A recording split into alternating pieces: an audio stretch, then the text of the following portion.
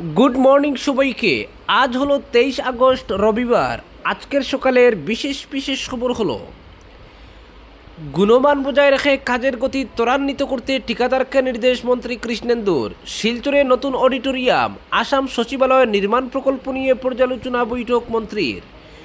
শিলচরের শ্রীকুড়াস্থিত আসাম সচিবালয়ে শনিবার প্রশাসনিক আধিকারিকদের সঙ্গে বৈঠক করেছেন রাজ্যের জনস্বাস্থ্য, কারিগরি, বরাক উপত্যকা উন্নয়ন ও পার্বত্য এলাকা উন্নয়ন বিভাগের মন্ত্রী কৃষ্ণেন্দু পাল। এদিন বরাক উপত্যকার উন্নয়ন সংক্রান্ত পর্যালোচনা সভায় পৌরোহিত্য করেন মন্ত্রী। বৈঠকে শিলচরে নতুন অডিটোরিয়াম কাম জেলা গ্রন্থাগার নির্মাণ এবং শিলচরে বরাক উপত্যকার আসাম সচিবালয় দুটি গুরুত্বপূর্ণ প্রকল্পের অগ্রগতি পর্যালোচনা করা হয়। সভায় উভয় প্রকল্পের বর্তমান পরিস্থিতি এবং প্রশাসনিক অনুমোদনের প্রক্রিয়া নিয়ে বিস্তারিত আলোচনা হয়।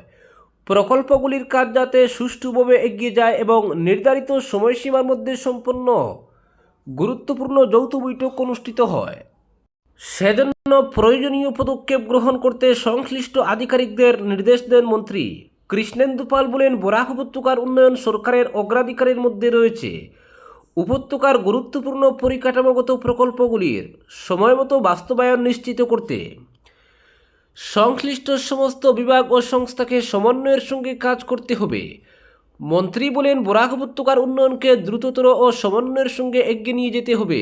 গুরুত্বপূর্ণ প্রকল্পগুলি সময়মতো সম্পন্ন করার উপর আমাদের গুরুত্ব দিতে হবে, যাতে মানুষ যত দ্রুত সম্ভব এসব প্রকল্পের সুফল লাভ করতে পারেন। মন্ত্রী বর্তমানে চলা নির্মাণ কাজেরও পর্যালোচনা করেন এবং গুণমান মান বজায় রেখে কাজের গতি ত্বরান্বিত করার জন্য সংশ্লিষ্ট ঠিকাদারদের নির্দেশ দেন তিনি। প্রকল্পগুলির কাজ নির্ধারিত সময়সূচি অনুযায়ী এগিয়ে চলেছে কিনা তা নিশ্চিত করতে নিয়মিত পর্যবেক্ষণের উপরও তিনি গুরুত্ব আরোপ করেন।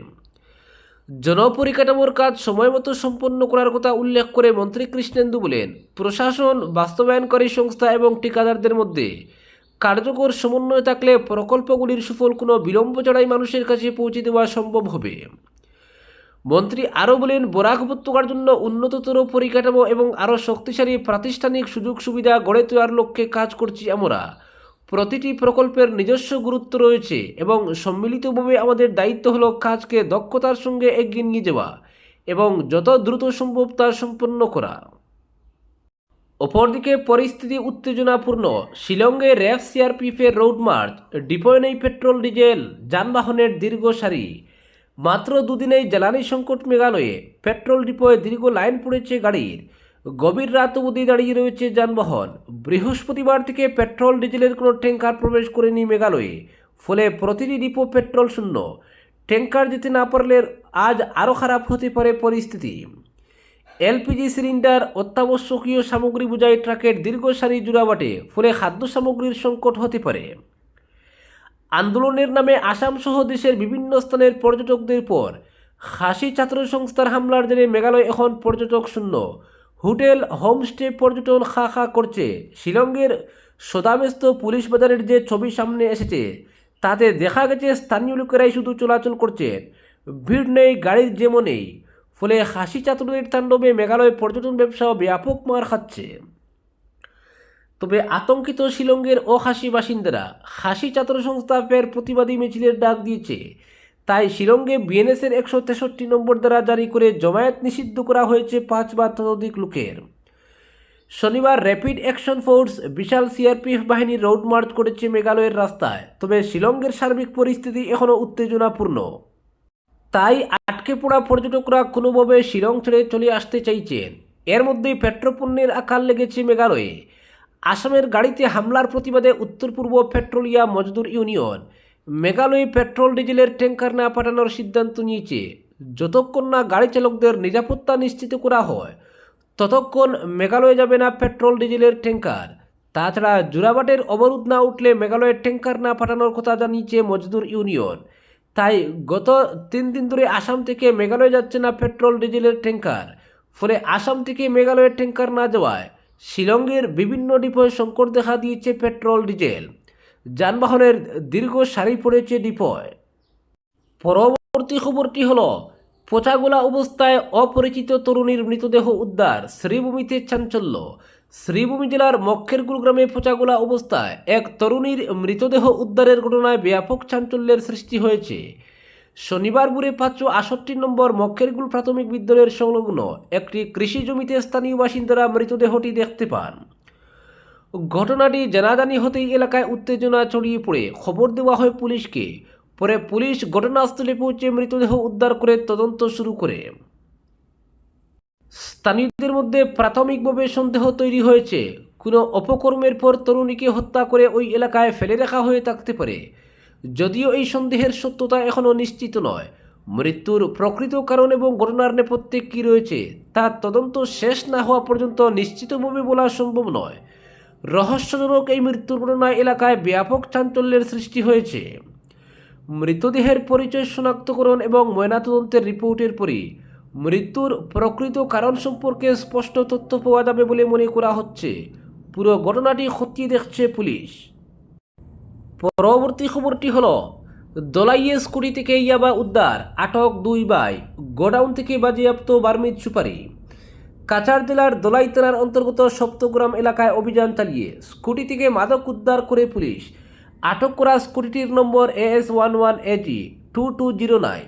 শনিবার গোপন সূত্রের ভিত্তিতে অভিযানে নেমে পুলিশ স্কুটিটি আটক করে তল্লাশি চালিয়ে ডিকির ভিতর থেকে 4টি প্যাকেটে রাখা মোট 40,000 সন্দেহজনক ইয়াবা ট্যাবলেট উদ্ধার করা হয়।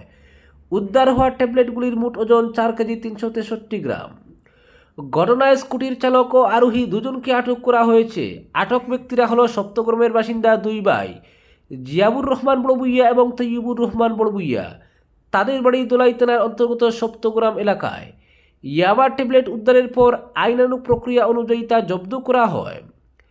এরপর আটক তৈয়বুর রহমান বড়বুইয়ার গোডাউনে তল্লাশি চালানো হয়। সেখানে 4টি বস্তার মধ্যে রাখা বিপুল পরিমাণ সন্দেহজনক বার্মিজ সুপারি উদ্ধার করে পুলিশ। তল্লাশিতে মোট 155 কেজি সন্দেহজনক বার্মিজ সুপারি উদ্ধার করা হয়। পরবর্তীতে আইনানুগ প্রক্রিয়া মেনে উদ্ধার হওয়া সুপারিগুলিও বাজেয়াপ্ত করা হয়েছে। ঘটনাকে কেন্দ্র করে দোলাই এলাকায় চাঞ্চল্যের সৃষ্টি হয়েছে।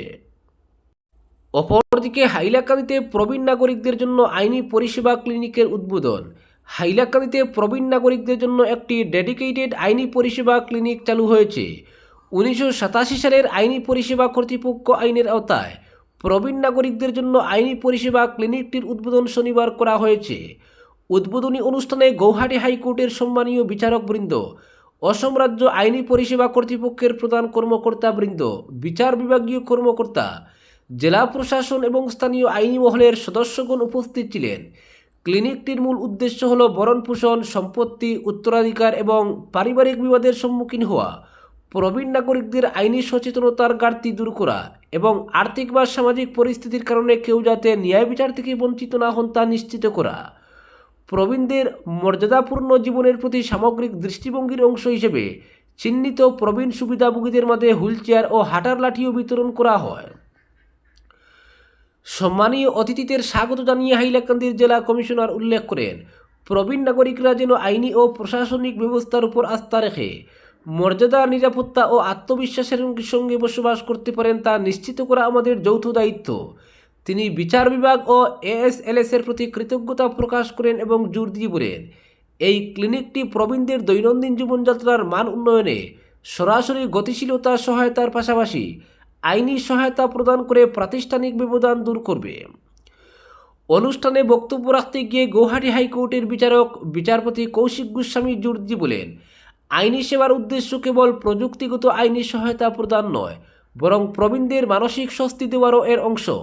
তিনি উল্লেখ করেন, প্রবীণদের সমস্যা ও উদ্বেগের কথা গুরুত্ব দিয়ে শোনার এবং একটি কঠিন প্রক্রিয়ার মাধ্যমে তাদের সঠিক পথ দেখানোর মতো একজন মানুষের উপস্থিতি প্রবীণ নাগরিকদের সার্বিক সহায়তা ও সম্মান নিশ্চিত করার জন্য অত্যন্ত প্রয়োজনীয়।